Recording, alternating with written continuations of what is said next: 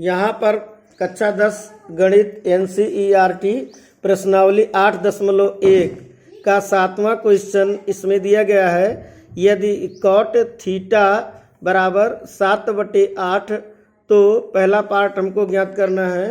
Bracket में 1 plus sine theta, दूसरे bracket में 1 माइनस साइन थीटा, पूरे का अपान एक ब्रैकेट में 1 प्लस कास थीटा, दूसरे ब्रैकेट में 1 माइनस कास थीटा। तो इसका मान ज्ञात करना है। और दूसरा क्वेश्चन जो है इसमें काट स्क्वायर थीटा का मान निकालिए, ये ज्ञात करना है। तो सबसे पहले हम पहला मान निकालेंगे।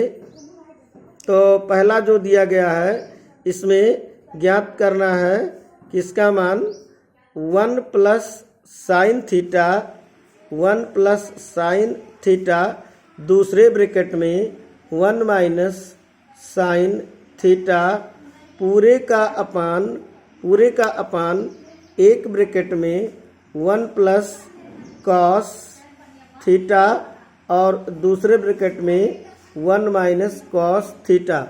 तो इसका मान ज्ञात करने के लिए हमको दिया गया है प्रश्न में इन्होंने दे रखा है कोट थीटा इक्वल 7/8। अब हम सूत्र जानते हैं। देखिए tan थीटा होता है लंब बटे आधार, तो उसका व्युत्क्रम कोट थीटा होगा आधार बटे लंब। यानी कि यहाँ पे आधार की वैल्यू 7 दी गई है और लंब की वैल्यू 8 दी गई है। तो कर्ण निकालेंगे। कर्ण बराबर होता है आधार का वर्ग प्लस लंब का वर्ग, यानी दोनों वर्ग करके जोड़ देंगे। यानी कि ये आधार का वर्ग और ये लंब का वर्ग। तो कर्ण हमारा ये हो जाएगा, कर्ण बराबर आधार मतलब 7 का वर्ग 7 सता 49 प्लस लंब कितना है 8। तो 8 का वर्ग 8 अठाई 64, 8 अठाई 64। अब जो है इसमें ये दोनों जोड़ने पर 9 4 13 तेरे 3 6 4 10, 6 4 10 और एक हासिल मिलाएंगे तो 11, यानी रूट में 113। तो रूट में 113 ये हो गया। तो अब हम इसका साइन थीटा का मान निकालेंगे। साइन थीटा बराबर होता है लंब बटे कर्ण, बराबर क्या होता है लंब बटे कर्ण। साइन थीटा बराबर लंब बटे कर्ण। तो लंब कितना आया 8 बटे रूट में कर्ण का मान 113। अब हम कॉस थीटा का मान निकालेंगे। तो कॉस थीटा बराबर होता है आधार बटे कर्ण। तो आधार कितना है इसमें 7 और बटे कर्ण कितना है रूट में 113। तो अब जब सब मान रखेंगे तो ब्रैकेट में 1 प्लस साइन का मान कितना है 8 बटे रूट 113, 8 बटे रूट 113, दूसरे ब्रैकेट में 1 माइनस साइन का मान कितना है वही 8 बटे रूट 113। फिर पूरे का अपान पहले ब्रैकेट में 1 प्लस यहाँ पे कॉस की वैल्यू 7 बटे रूट 113, 7 बटे रूट 113, दूसरे ब्रैकेट में 1 माइनस कास, ये 1 माइनस कास है दूसरे में। तो 1 माइनस कास की वैल्यू 7 बटे रूट में 113। अब जो है a plus B A minus B, ये बन जाएगा a square minus B square, यानी इक्वल ये बनेगा a स्क्वायर मतलब 1 का स्क्वायर मतलब 1 और माइनस बी स्क्वायर। तो बी स्क्वायर बी के स्थान पे क्या है 8 बटे रूट 113। तो 8 अट्ठाई 64 बटे रूट में 113, इसका मान आ जाएगा वर्ग होगा तो रूट हट जाएगा 113।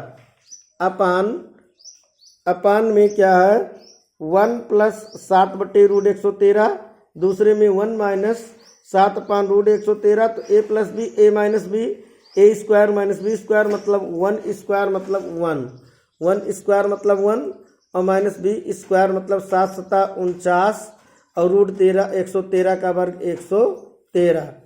तो अब ये तिरछा गुणा करेंगे 113 करने 113 माइनस 64 पूरे का अपान 113, ये तिरछा गुणा करेंगे 113 माइनस 49 पूरे का अपान 113 और ये कट जाएगा। अब ये घटाएंगे 13 में से 4 घटाएंगे 9 और यहाँ बचा 0, तो ये 10 में से 6 घटाएंगे तो 4 पूरे का अपान 13 में से 9 घटाएंगे 4, 13 में से 9 घटाएंगे 4 या 10 में से 4 घटाएंगे 6। तो अब यही अंत में इसका उत्तर आ जाएगा 49/64। तो इसमें जो पहला मान हमको ज्ञात करना था, पहला मान ज्ञात करना था ब्रैकेट में 1 plus sine theta 1 minus sine theta upon 1 plus cos theta 1 minus cos theta. तो कॉट थीटा बराबर 7/8, तो ये आधार बटे लंब होता है। कॉट बराबर आधार और लंब दिया गया है, कर्ण हमने निकाला है, रूट में आधार वर्ग प्लस लंब वर्ग, तो यानी 7 वर्ग प्लस 8 वर्ग, रूट में 113 आया, कर्ण आ गया। तो यहाँ साइन और कास दोनों का मान मैंने निकाला। साइन बराबर लंब बटे कर्ण, लंब कितना 8/कर्ण रूट 113। पुनः कास का मान निकाला हमने आधार बटे कर्ण, आधार कितना 7 और बटे कर्ण रूट 113।